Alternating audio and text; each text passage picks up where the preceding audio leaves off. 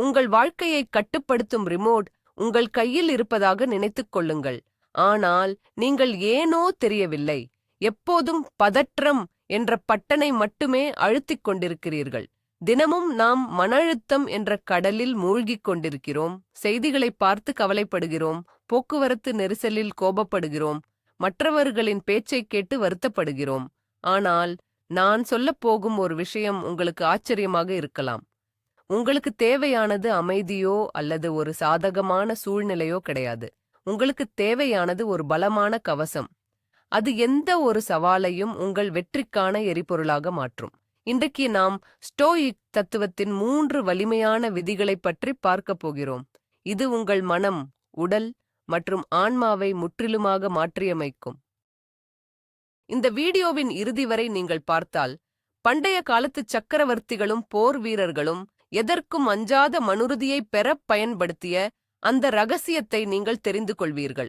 இந்த ரகசியம் இன்றைய நுகர்வோர் கலாச்சாரம் நமக்குச் சொல்லிக் கொடுக்கும் விஷயங்களுக்கு முற்றிலும் மாறானது. அதற்கு முன்னால் இப்போது கமெண்ட் செக்ஷனில் ஒன்று சொல்லுங்கள். யாராவது உங்களை விமர்சித்தால் நீங்கள் உடனே கோபப்படுவீர்களா? மாற்றத்திற்கு தயாராக இருப்பவர்கள் எத்தனை பேர் என்று பார்ப்போம். இந்த விதிகளின் வலிமையை புரிந்து கொள்ள நாம் காலத்தை ஒரு 2000 ஆண்டுகள் பின்னோக்கி நகர்த்த வேண்டும். பண்டைய கிரேக்கம் மற்றும் ரோமானிய பேரரசு காலத்திற்குச் செல்வோம்.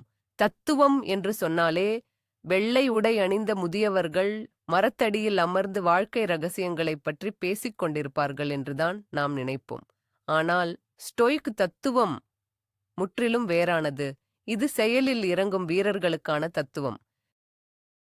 இந்த தத்துவத்தை பின்பற்றியவர்களில் முக்கியமானவர் மார்கஸ் அரேலியஸ்.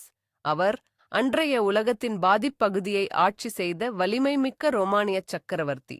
அடுத்தவர் செனிகா. அவர் ஒரு வெற்றிகரமான அரசியல்வாதி மற்றும் பெரும் செல்வந்தர். மூன்றாவதாக எபிக்டெட்டஸ். இவர் ஒரு அடிமையாக பிறந்தவர், ஆனால் தனது அறிவாற்றலால் அந்த காலத்தின் மிகச்சிறந்த சிந்தனையாளராக உயர்ந்தவர். ஸ்டோயிக் தத்துவம் என்பது வெறும் ஏட்டுச்சுரைக்காய் அல்ல. இது உங்களை வீழ்த்தத் துடிக்கும் இந்த உலகில் எப்படி தலை நிமிர்ந்து வாழ்வது என்பதற்கான ஒரு நடைமுறை வழிகாட்டி. போர், துரோகம், நோய் தொற்று என பல சவால்களுக்கு மத்தியில் வாழ்ந்த இவர்கள் அந்த போராட்டங்களுக்கு நடுவிலும் எப்படி அமைதியாகவும் மகிழ்ச்சியாகவும் இருப்பது என்ற முறையை உருவாக்கினார்கள். இப்போது அந்த உத்தியை நம்மளுடைய நவீன வாழ்க்கைக்கு எப்படி பயன்படுத்துவது என்று பார்ப்போம். சரி, உங்க சிந்தனை முறையையே முழுசா மாத்தப் போற அந்த முதல் பவர்ஃபுல் விதியில இருந்தே ஆரம்பிக்கலாம். ஆனா அதுக்கு முன்னாடி மக்கள் கிட்ட இருக்கிற ஒரு பெரிய தப்பான எண்ணத்தை நம்ம உடைக்கணும். நிறைய பேர் என்ன நினைக்கிறாங்கன்னா, ஸ்டோயிக்ஸ் எல்லாம் உணர்ச்சியே இல்லாத கல் சிலைகள் மாதிரி, அவங்களுக்கு வலியே தெரியாது, சிரிக்க மாட்டாங்க, அழமாட்டாங்கன்னு நினைக்கிறாங்க. ஆனா இது சுத்த பொய். உண்மைய சொல்லப்போனா ஸ்டோயிசம் உங்க உணர்ச்சிகளை அடக்கி வைக்க சொல்லல, அதை எப்படி சரியா வடிகட்டணும்னு தான் சொல்லித் தருது. உங்க இமெயில்ல இருக்கிற ஸ்பேம் ஃபில்டர் மாதிரி உங்க மூளைக்குள்ளேயும் ஒரு சூப்பர் பவர்ஃபுல் ஃபில்டர் இருக்கிறதா கற்பனை பண்ணிக்கோங்க. தினமும் நமக்கு எவ்வளவோ பிரச்சனைகள் வரும்.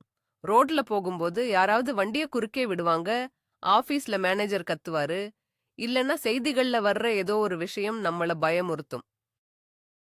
ஒரு சாதாரண மனுஷன் இந்த மாதிரி ஒவ்வொரு விஷயத்தையும் மனசுக்குள்ள ஏத்தி தேவையில்லாத பயத்தையும் பதட்டத்தையும் உருவாக்கி தன்னோட மொத்த நாளையும் கெடுத்துப்பான். ஆனா ஒரு ஸ்டோயிக் அப்படி பண்ண மாட்டாரு. அவர் வர்ற எல்லாத்தையும் தன்னோட அறிவு மூலமா ஆராய்ஞ்சு பார்த்து எது தேவையோ அதை மட்டும்தான் எடுத்துப்பாரு. எது தேவையில்லையோ அதை அங்கேயே விட்டுடுவாரு. முதல் விதியோட அடிப்படை என்னன்னா, இத கட்டுப்பாட்டு பிரிப்பு, டிகாட்டமி ஆஃப் கண்ட்ரோல் அப்படின்னு சொல்லுவாங்க. கேட்கறதுக்கு இது ஏதோ சிக்கலான தத்துவம் போல தெரியலாம், ஆனா நடைமுறையில இது ரொம்பவே எளிமையானது. ஒரு ஸ்டோயிக் சிந்தனையாளர் இந்த உலகத்தை 2 வகையாத்தான் பிரிச்சு பார்ப்பாரு. முதல் வகை, நம்மளால எதையெல்லாம் கட்டுப்படுத்த முடியுமோ அந்த விஷயங்கள். 2வது வகை, நம்ம கட்டுப்பாட்டுல இல்லாத விஷயங்கள். உங்களோட எண்ணங்கள், ஒரு சூழலுக்கு நீங்க எப்படி ரியாக்ட் பண்றீங்க, உங்களோட செயல்கள், அப்புறம் நீங்க எடுக்கிற முடிவுகள், இது எல்லாமே 100% உங்களோட பொறுப்பு. இதையெல்லாம் உங்களால முழுமையா கட்டுப்படுத்த முடியும். ஆனா வெளியே பெய்யுற மழை, நாட்டின் பொருளாதாரம், ரோட்ல இருக்கிற டிராபிக், இல்ல உங்க புது ஹேர் ஸ்டைல பத்தி அடுத்தவங்க என்ன நினைக்கிறாங்க, இதெல்லாம் உங்க கையில கிடையாது. இந்த ஒரு எளிய உண்மைய நீங்க ஆழமா புரிஞ்சுக்கிட்டாலே போதும். உங்க மனநிலை ஆச்சரியப்படத்தக்க வகையில மாற ஆரம்பிக்கும். அதுக்கப்புறம் தேவையில்லாம டிவி முன்னாடி உட்கார்ந்து கத்துறதுக்கோ, இல்ல திடீர்னு பெய்யுற மழைய பார்த்து கோபப்படுறதுக்கோ, நீங்க உங்க நேரத்தையும் ஆற்றலையும் வீணடிக்க மாட்டீங்க. இந்த மன உறுதியை பற்றி இன்னும் தெளிவாக புரிந்து கொள்ள, நம் அன்றாட வாழ்க்கையிலிருந்து ஒரு உதாரணத்தை பார்ப்போம். கற்பனை செய்து பாருங்கள், நீங்கள் ஒரு மிகப்பெரிய போக்குவரத்து நெரிசலில் சிக்கிக் கொண்டீர்கள். ஆனால், நீங்கள் ஒரு மிக முக்கியமான மீட்டிங்கிற்கு சரியான நேரத்திற்கு போக வேண்டும். ஒரு சாதாரண மனிதன் இந்த சூழலில் என்ன செய்வான்? அவன் ஆத்திரத்தில் ஸ்டீயரிங்கை இறுக்கிப் பிடிப்பான், இடைவிடாமல் ஹார்ன் அடிப்பான், புலம்புவான். அவனுக்கு இரத்த அழுத்தம் ஏறும், டென்ஷனில் நாடித் துடிப்பு அதிகரிக்கும். வெறும் தார் சாலைக்காகவும் முன் நிற்கும் வாகனங்களுக்காகவும் அவன் தன் மன அமைதியையும் ஆரோக்கியத்தையும் சிதைத்துக் கொள்கிறான். அவன் கோபப்படுவதால் அந்த டிராபிக் குறைந்து விடுமா, அல்லது கார்களெல்லாம் காற்றில் பறந்து போய் அவனுக்கு வழிவிடுமா? நிச்சயம் நடக்காது. ஆனால் அதே காரில் இருக்கும் ஒரு ஸ்டோயிக்க சிந்தனையாளர் நிதானமாக ஒரு நீண்ட மூச்சை உள்ளிழுப்பார். அவர் ஒரு விஷயத்தை தெளிவாக புரிந்து கொள்கிறார். இந்த டிராபிக் என் கட்டுப்பாட்டில் இல்லை. ஆனால் எது என் கட்டுப்பாட்டில் இருக்கிறது? எனது எதிர்வினை மட்டுமே. அவர் அந்த நேரத்தை பயனுள்ளதாக மாற்ற நினைக்கிறார்.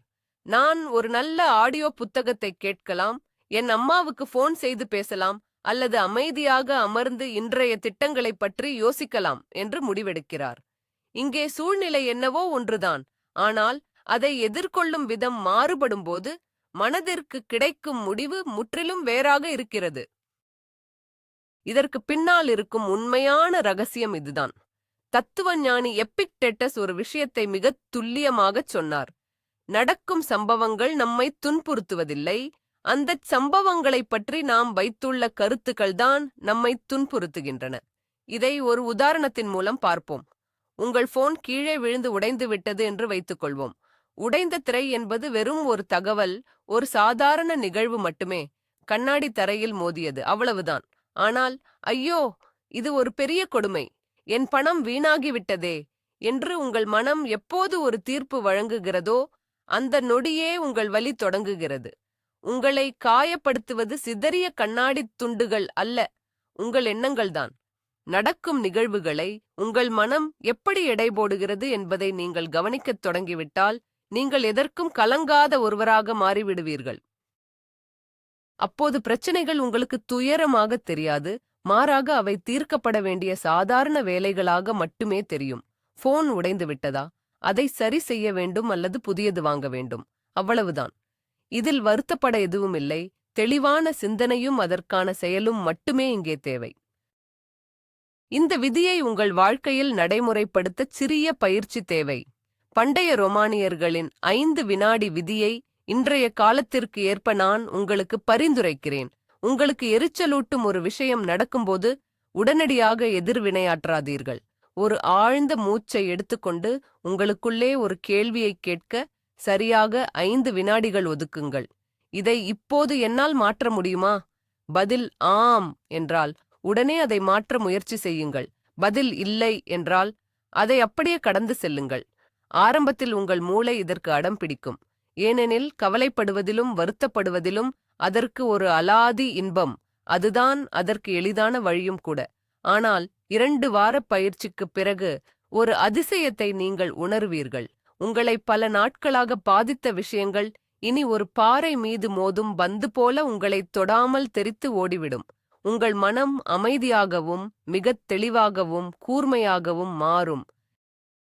உண்மையைச் சொல்லப்போனால் தெளிவான மற்றும் வலிமையான மனது என்பது ஒரு வரம்தான்.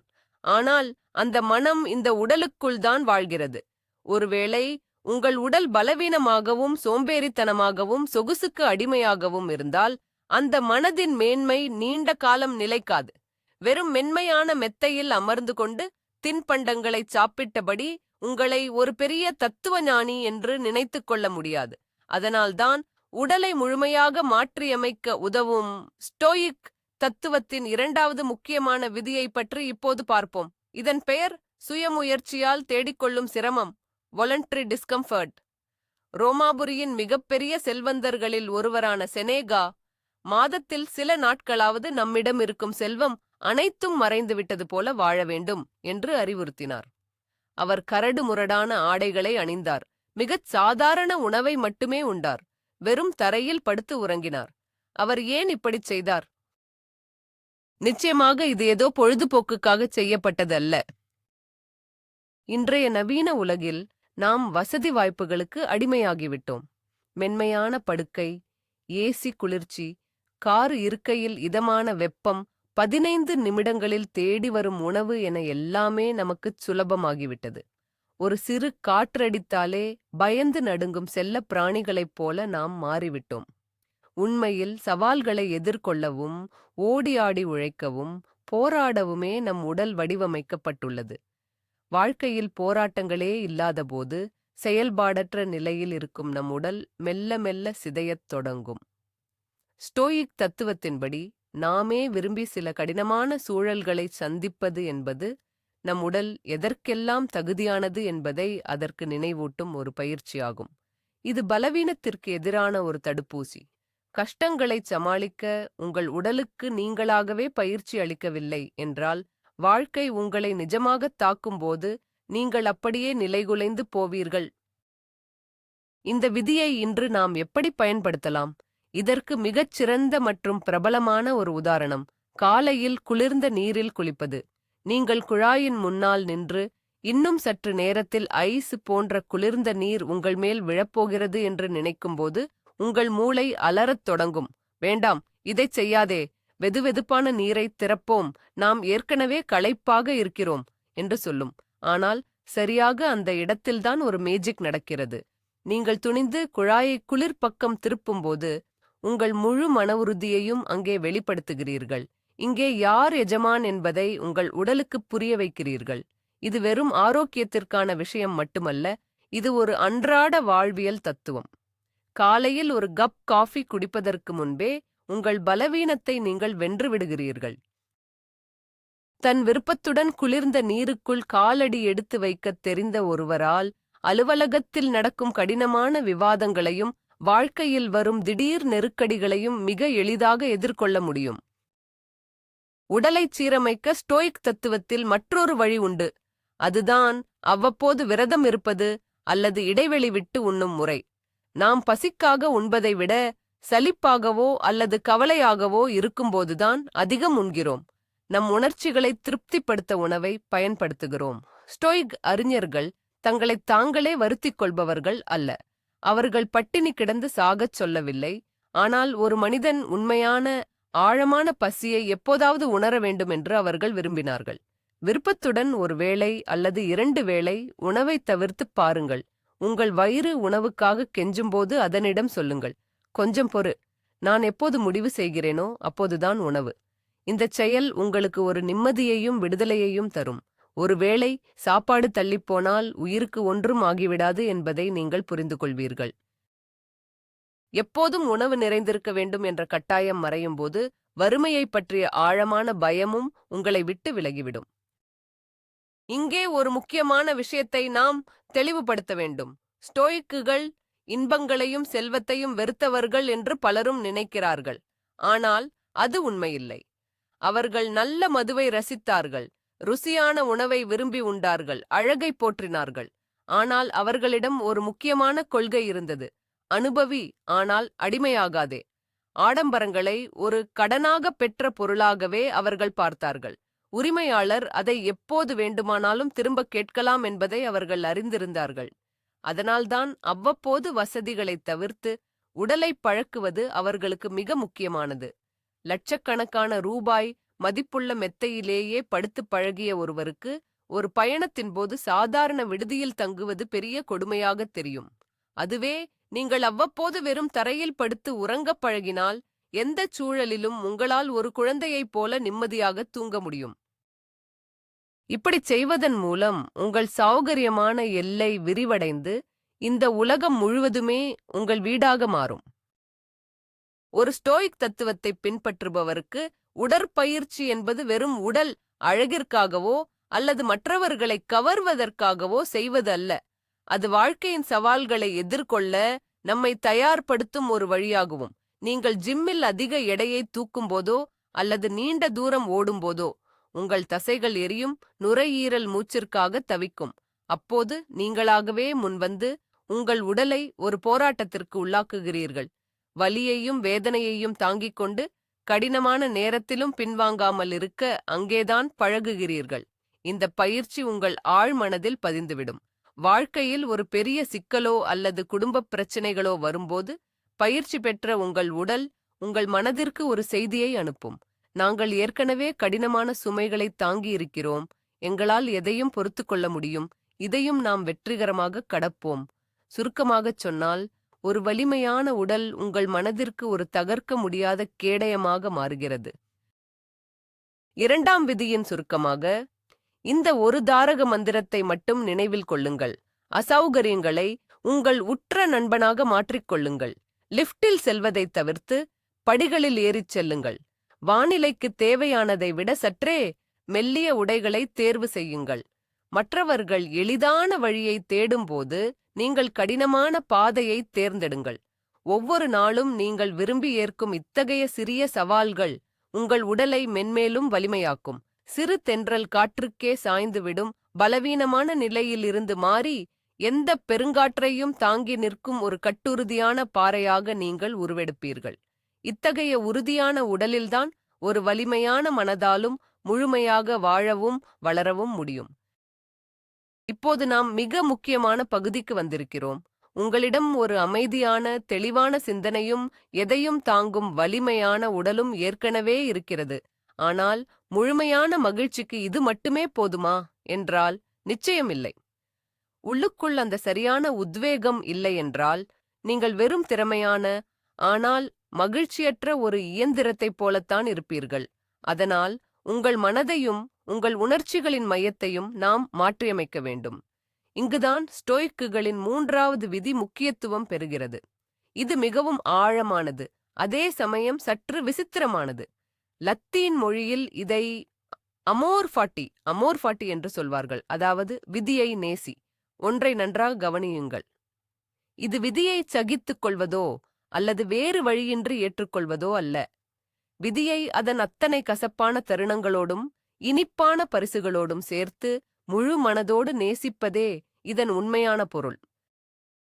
நம்மில் பெரும்பாலானோர் நிஜ வாழ்க்கையோடு எப்போதும் ஒரு போரில்தான் இருக்கிறோம்.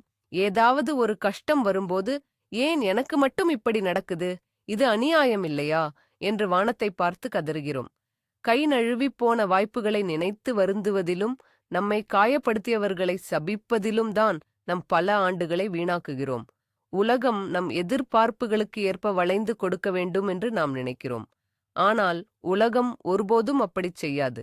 இங்கேதான் அமோர் ஃபாட்டி என்கிற தத்துவம் நம் சிந்தனையை அடியோடு மாற்றுகிறது.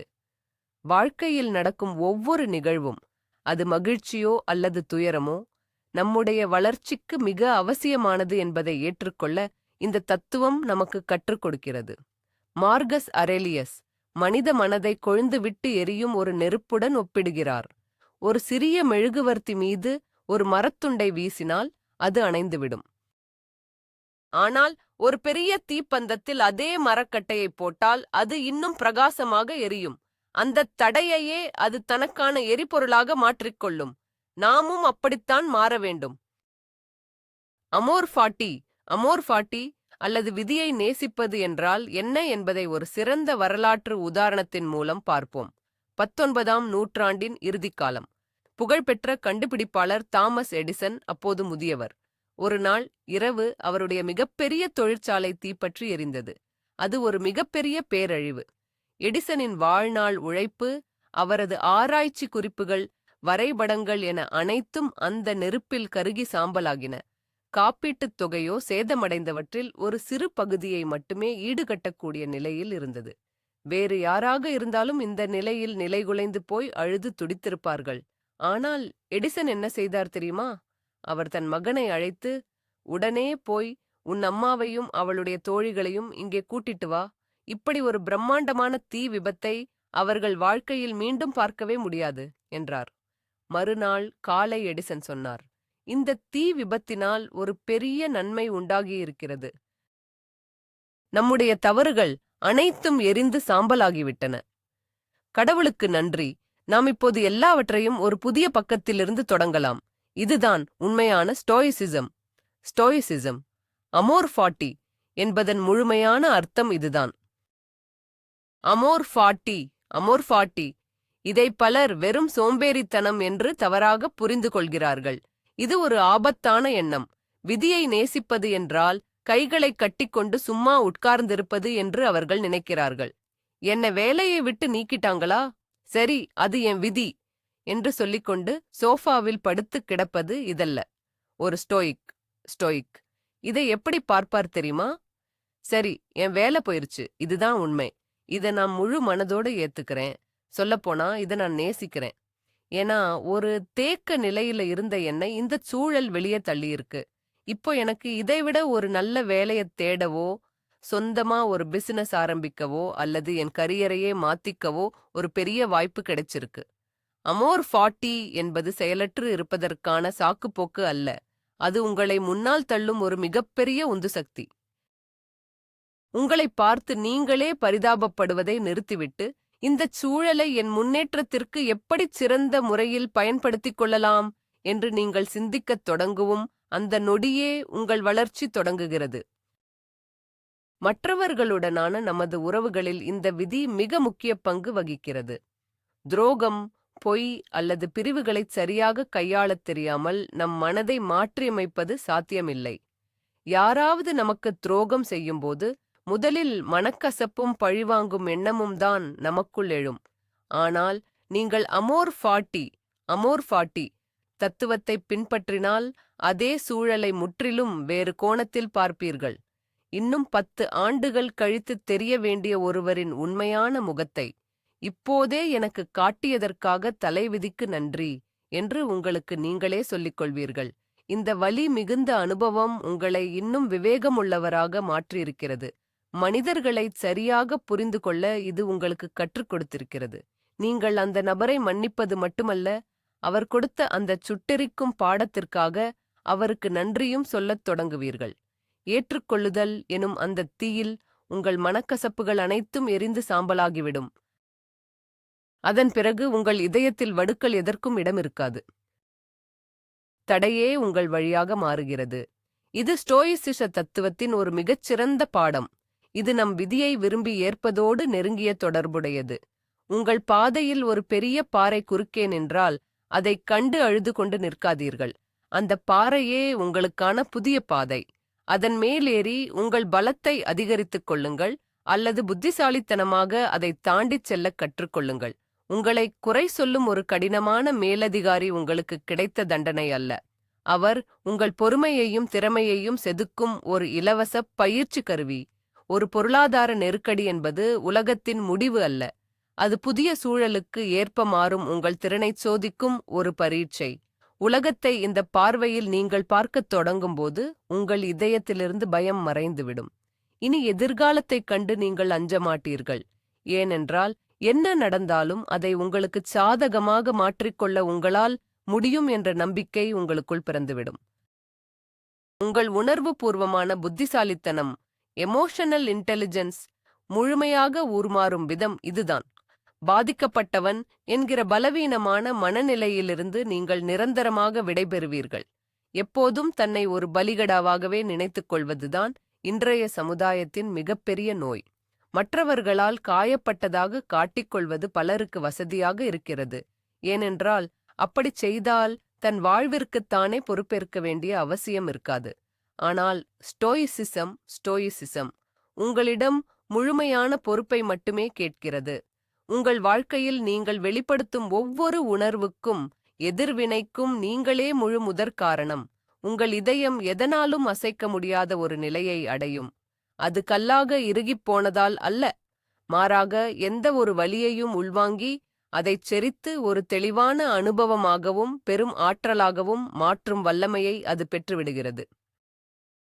காலையின் முதல் சூரியக் கதிரிலிருந்து மிகக்கசப்பான இழப்புகள் வரை உங்கள் வாழ்க்கையை அதன் முழுமையோடு நீங்கள் நேசிப்பீர்கள். ஏனெனில் இவை அனைத்தும் இந்த பிரபஞ்சத்தின் ஒரு மகத்தான அற்புதமான நடனம் என்பதை நீங்கள் ஆழமாக புரிந்து கொள்வீர்கள். இந்த 3 விஷயங்களையும் ஒன்றாக இணைக்கும்போது இன்றைய நவீன காலத்தில் ஒரு அபாரமான மனிதராக நாம் மாற முடியும். முதலாவதாக, எதை நம்மால் கட்டுப்படுத்த முடியும், எதை முடியாது என்பதை தெளிவாக பிரித்தறிந்து எத்தகைய இக்கட்டான சூழலிலும் நிதானத்தை கடைபிடிக்கும் ஒரு தெளிவான அறிவு. இரண்டாவதாக, கடினமான சூழல்களை நாமாகவே விரும்பி ஏற்பதன் மூலம் எந்த ஒரு உடல் ரீதியான சவாலையும் தாங்கிக் கொள்ளத் தயாராக இருக்கும் ஒரு வலிமையான உடல். மூன்றாவதாக, விதியின் சோதனைகளை கூட இன்முகத்தோடு ஏற்று அவற்றை முன்னேற்றத்திற்கான படிக்கட்டுகளாக மாற்றும் ஒரு இதயம். இந்த 3 பண்புகளும் உங்களுக்குள் ஒரு கண்ணுக்குத் தெரியாத ஆனால் மிகவும் உறுதியான கவசத்தை உருவாக்கும். இவற்றை நீங்கள் ஒவ்வொரு நாளும் பயிற்சியாகச் செய்யும்போது உங்களைச் சுற்றியுள்ள உலகம் மாறுவதை நீங்களே கவனிப்பீர்கள். உண்மையில் உலகம் மாறவில்லை, நீங்கள் மாறியிருப்பீர்கள். எத்தகைய பெரிய குழப்பங்களும் மோதிச் சிதறும் ஒரு அசைக்க முடியாத பாறையாக நீங்கள் உருவெடுப்பீர்கள். இங்கே நாம் ஒரு மிக முக்கியமான தருணத்திற்கு வந்திருக்கிறோம். பலரும் உணராத ஒரு ரகசியம் இது. ஸ்டோயிசிசம் பற்றி நீங்கள் ஆழமாக தெரிந்து கொள்ளும்போது ஒரு கட்டத்தில் உங்களுக்கு ஒரு பெரிய உண்மை புலப்படும். அந்த பேருண்மை இதுதான்: இந்த உலகில் உங்களுக்கு வெளியில் எதிரிகளே கிடையாது. உங்கள் உண்மையான எதிரிகள் உங்களைச் சுற்றியிருக்கும் போட்டியாளர்களோ அரசியலோ அல்லது மோசமான காலநிலையோ கிடையாது. உங்கள் ஒரே உண்மையான எதிரி உங்களுக்குள்தான் இருக்கிறார். உங்கள் கட்டுக்கடங்காத உணர்ச்சிகள், அதிகப்படியான வசதிகள் மீது உங்களுக்கு இருக்கும் தீராத ஆசை மற்றும் உண்மையை அப்படியே ஏற்றுக்கொள்ள மறுக்கும் உங்கள் மனநிலை, இவைதான் அந்த எதிரிகள். இன்று நாம் பார்த்த அந்த 3 விதிகளைக் கொண்டு உங்கள் உள்மன எதிரியை நீங்கள் வென்றுவிட்டால் வெளி உலகம் உங்களுக்கு ஒரு தடையாகவே இருக்காது. அப்போதுதான் நீங்கள் உண்மையான அர்த்தத்தில் ஒரு சுதந்திர மனிதனாக மாறுவீர்கள். இப்போது நாம் பார்த்தவற்றை சுருக்கமாகக் காண்போம். முதலாவதாக, உங்கள் எண்ணங்களைச் சீரமைத்து உங்கள் கட்டுப்பாட்டில் உள்ள விஷயங்களில் மட்டும் கவனம் செலுத்துங்கள். இரண்டாவதாக, வசதிகளுக்கு அடிமையாகாமல் இருக்க கடினமான சூழல்களை எதிர்கொண்டு உங்கள் உடலையும் மனதையும் பக்குவப்படுத்துங்கள். மூன்றாவதாக, உங்கள் விதியை நேசியுங்கள். ஒவ்வொரு பிரச்சனையையும் உங்கள் வளர்ச்சிக்கான ஒரு படிக்கட்டாக மாற்றுங்கள். இந்த வீடியோவை இறுதி வரை பார்த்ததற்கு மிக்க நன்றி. இந்த தகவல்கள் உங்களுக்கு பயனுள்ளதாக இருந்தால் மறக்காமல் நமது சேனலை சப்ஸ்கிரைப் செய்யுங்கள். இந்த வீடியோவிற்கு ஒரு லைக் போடுங்கள். அதுதான் எங்கள் உழைப்பிற்கு நீங்கள் தரும் சிறந்த அங்கீகாரம். அத்துடன் இந்த 3 விதிகளில் எதை நீங்கள் இன்றே பின்பற்றப் போகிறீர்கள்? 1, 2 அல்லது 3 என உங்கள் பதிலை கமெண்டில் சொல்லுங்கள். அதைப் பற்றி நாம் விரிவாக விவாதிக்கலாம்.